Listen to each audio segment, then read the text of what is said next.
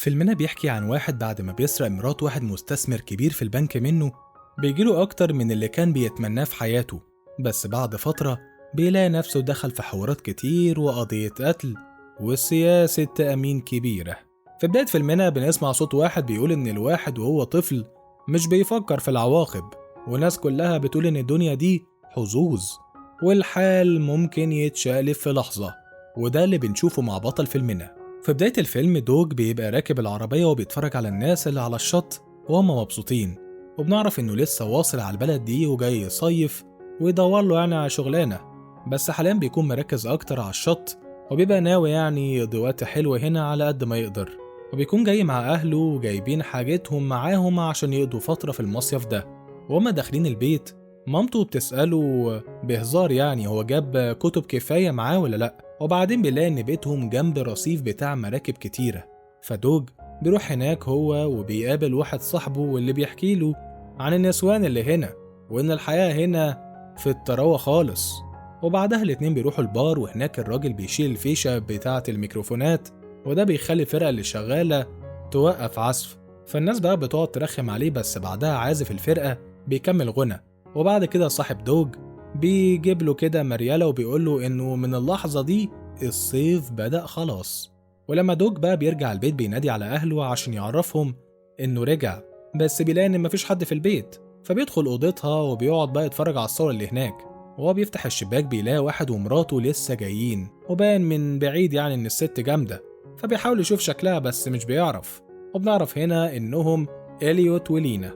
ودوج بيفضل باصص على لينا وهي مرة واحدة بتبص ناحيته، فبيتخض وبيبعد عن الشباك.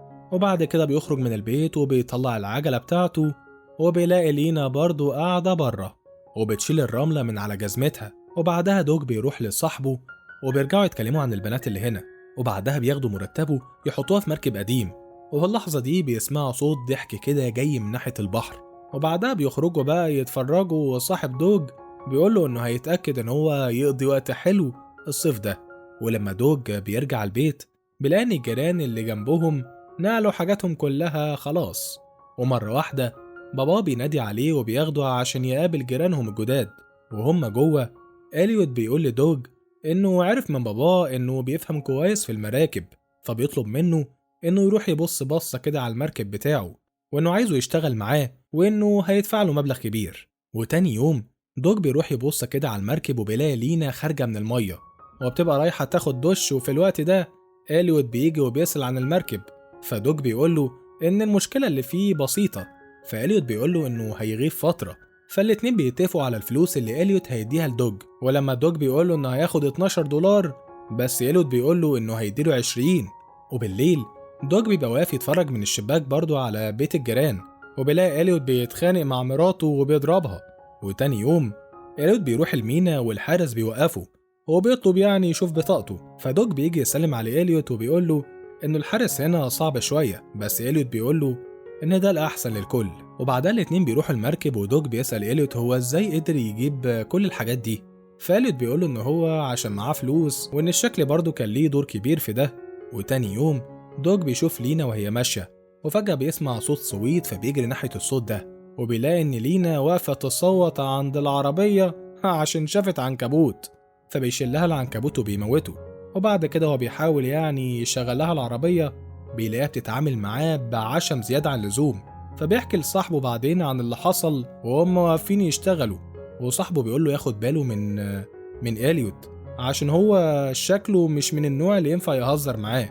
وبعد كده دوج وهو راجع من الشغل بيقابل لينا، واللي بتكون قاعدة قدام بيتها وبتقول له إنها قفلت الباب على نفسها وهي بره، وعايزاه يساعدها ويفتح لها الباب. وبعدين بتطلب منه إن هو يخلي الكلام ده سر بينهم عشان إليوت كان منبه عليها تاخد بالها.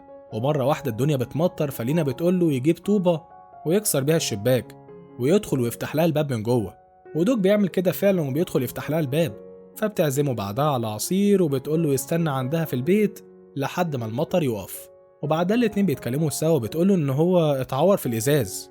وتاني يوم دوج بيصحى يروح بيتهم، فبيبقى مبسوط قوي إنه قدر يبات عندها في البيت اليوم اللي فات واتكلم معاها. وبعد كده بيروح يقابل صاحبه، وهناك صاحبه بيقول له إنه اتصل بيه كتير اليوم اللي فات بس هو ما كانش بيرد. وبعدين بيوريه شلة بنات يعرفهم يعني، وبيقوله إنه يقدر يعرفه عليهم، بس دوج مش بيرضى. وبعدها دوج بيرجع يراقب لينا وبيكون لسه شغال على المركب، ومرة واحدة بيلاقي لينا جت وبتقوله إن جوزها بعتها تطمن على المركب وتشوفه وصل لحد فين في الشغل. وبالليل دوج بيبقى شغال في البار وبيلاقي لينا جاية مع جوزها يسهروا في المكان اللي بيشتغل فيه. وفي الوقت ده صاحبه بيجي وبيقوله إن في بنتين واقفين قدام ممكن ياخدوهم بعد ما يخلصوا شغل ويخرجوا سوا، بس دوج بيرفض برضه. وتاني يوم دوج بيبقى ماشي بالعجلة بتاعته وبيلاقي إليوت واقف عند محل، ولما بيدخل هو كمان بيلاقي لينا معاه. وفي المشهد اللي بعد كده إليوت بيبقى في المركب مع دوج وبيقول له يركز أكتر في الشغل، وبعدين بيقعد يتكلم معاه وبيقول له إنه بيضغط عليه عشان شايف نفسه فيه وعايزه يبقى ناجح زيه، وعشان كده هو بيشجعه. وفي وسط الكلام بيقوله إنه هيسافر فترة، وطبعا دوج بيقرر يستغل الموضوع ويروح يقابل لينا. وهم قاعدين سوا بتديله تليفون وبتقوله يكلمها من عليه عشان إليوت راجل شكاك، والتليفون ده مش هيعرف يراقبه وهيساعدهم يعرفوا يتكلموا مع بعض. وفي الوقت ده الجنايني بيشوف دوج وهو خارج من بيت لينا، وبعد كده دوج بيبقى رايح المينا وبيلاقي إليوت هناك واقف عند المركب بتاعه، فبيروح يكمل شغل في المركب وبيلاقي إن لينا معاه. وبعدها إليوت بيقول له يمشي بالمركب عشان يتأكد إنها شغالة. وهم ماشيين إليوت بيبقى يخبطه بالحديدة بس بيتفادى الخبطة، وبعدين بيقعد يتكلم مع دوج وبيسأله إذا كان في واحدة في حياته ولا لأ، وبيديله نصيحة في التعامل مع الستات. والدوج بيقوله إنه مرتبط فعلا. وفجأة الموتور بيعطل وإليوت بيروح يشوف فيه إيه، فلينا بتستغل الفرصة دي وبتقول لدوج إنها عايزة تنفصل عن إليوت. وبعدها إليوت بيرجع وبيقول لدوج يصلح المشكلة. وبالليل دوج بيلاقي لينا بتتصل بيه واللي بتبقى عمالة تعيط وبتقوله إن إليوت مد إيده عليها وإنه سافر دلوقتي في رحلة تبع الشغل. فالدوج بيوصلها المستشفى وبيقول لها إنها لازم تبلغ البوليس، بس هي بتمنعه وبتقوله إنها عايزة تروح. وبعد كده وهو بيشتغل لينا بتتصل بيه وبتقوله إنها قاعدة على الشط مستنية يخلص شغل. وبالليل لما بيتقابلوا لينا بتحكي له عن مرات إليوت الأولانية وإنهم في بينهم يعني حوارات ومشاكل واصلة للمحاكم. وفي المشهد اللي بعد كده صاحب دوج بيروح له وبيسأله هو بيعمل إيه في باقي يوم يعني، وبيسأله كمان إذا كان في واحدة في حياته هي اللي شغلاه، بس دوج مش بيقول له حاجة وبيغير الموضوع. ولما بيرجع البيت بيلاقي إن إليوت رجع، وفجأة بتجيله مكالمة من لينا فبيجري على أوضته عشان يرد عليها، بس بيلاقيها واقفة وراه فبتقول له يروح معاها بيتها عشان هي عايزاه في موضوع مهم.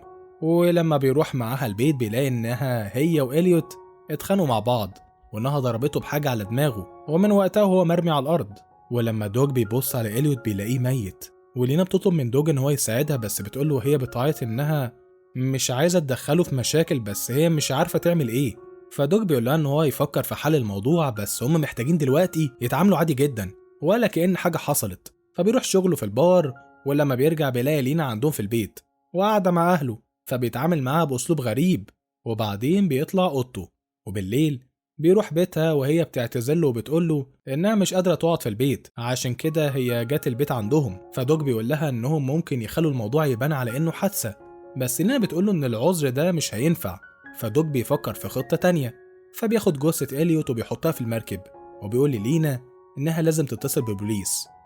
وفي وقت ما دوج بيبقى ماشي بالمركب الحارس بيشوفه بس بيفتكره إليوت، ودوج بيتعامل على أساس إنه إليوت فعلا وبياخد المركب وبيبعد بيها. وتاني يوم الصبح البوليس بيبقى بيحقق في اللي حصل، وبعد كده دوج بيشوف البوليس وهو جاي على بيت لينا وبيتكلموا معاها. وهنا بنعرف إن اليوم اللي فات دوج مسك إليوت وخبطه في المركب عشان يعمل جرح تاني في راسه ويبين الموضوع على إنها حادثة، وبعدها ولع في المركب. وبعد كده بيرجع للروتين الطبيعي بتاعه وبيقدم مشاريب للظباط اللي عندهم في البار وبيسمعوا هما بيتكلموا عن الحادثة. وبعد كده بنشوف واحدة كده سايقة عربيتها وبتروح تقابل البوليس وبتقول لهم إن اسم لوس أنجلوس واخدين القضية جد جدا، وده لأن إليوت كان عنده مبلغ تأمين كبير وإنه دلوقتي هيروح للينا، وعشان كده هما يحققوا في الموضوع عشان يتأكدوا إنها مش جريمة قتل. وبعدها بتحقق في اللي حصل وبتسأل لينا عن اللي حصل بالتفصيل وإذا كانت علاقتها كويسة بجوزها قبل الموت ولا لأ. فلينا بتقول لها إن علاقتها بجوزها كانت كويسة جدا وإنها ما خانتهوش مع حد، وبعدها بتقوم تمشي عشان بتتضايق من الأسئلة بتاعت المحققة. والبوليس كمان بيبقى بيحقق في القضية، وحارس بقى بتاع المينا بيقول لهم إن هو شاكك في حد وبعدها البوليس بيروح يتكلم مع أبو دوج، ووقتها دوج بيروح يسأل الحارس عن الشخص ده. فالحارس بيقوله إن هو كان فاكر إن هو شاف إليوت يومها، بس ده شكله طلع حد تاني. وبعدها المحققة بتاعت شركة التأمين بتروح تبص على البيت وبتحقق هناك، وبتلاقي إن الشباك البيت مكسور من يوم ما دوج كسره لما كان عايز يعني يفتح الباب للينا. ولما البوليس بيسأل صاحب دوج بيقولهم إن احتمال كبير يكون في واحدة دوج بيقابلها، ولما دوج بيعرف إنه قال كده بيتضايق فبياخد بعضه وبيمشي. وبالليل المحققة بتروح لدوج البيت وبتسأل أهله عن اليوم اللي لينا راحت لهم فيه، وبتقول لهم إنها حابة تتكلم مع دوج. وفي الوقت ده دوج بيكون متوتر على الآخر، وبيحاول إن هو يتصل بلينا، بس بيقفل المكالمة لما أهله بيجوا. فبيرد بعدها على كام سؤال في الاسم، والمحققة بعدها بتسأله عن علاقته بلينا، وبتحاول إنها تضغط عليه عشان يتكلم، بس وقتها مامته بتتدخل وبتقولها إنها مش هتسمح لها إنها ترمي التهمة على ابنها. وبعد كده دوج بتجيله رسالة من لينا واللي بتطلب منه يعني فيها إن هو يقابلها، ووقتها بتقوله إنهم محتاجين يبعدوا فترة وبعدها بتمشي.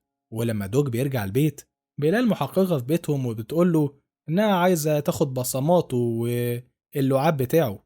وبعدها بيخلوا دوج يركب العربية وبتحاول إنها تعرف منه أي معلومة، بس هو مش بيرد على أسئلتها.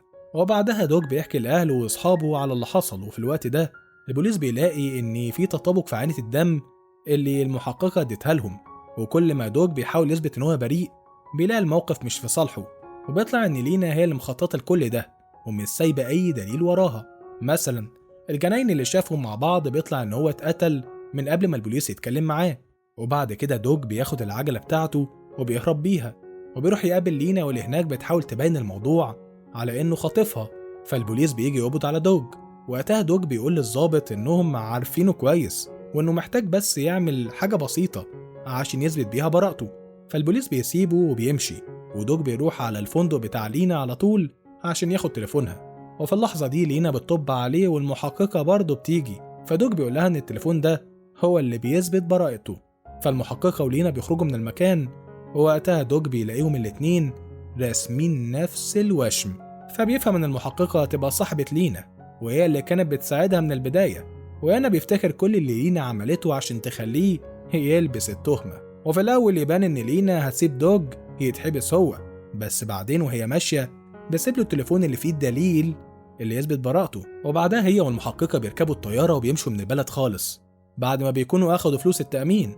والفيلم وهو بيخلص دوج بيحكي إنه في الآخر دخل السجن بس لفترة قصيرة، ولينا والمحققة لسه هربانين. وبس كده يا سادة بنكون خلصنا العظميته بتاعتنا، وأشوفك في العظمة اللي جاية. سلام.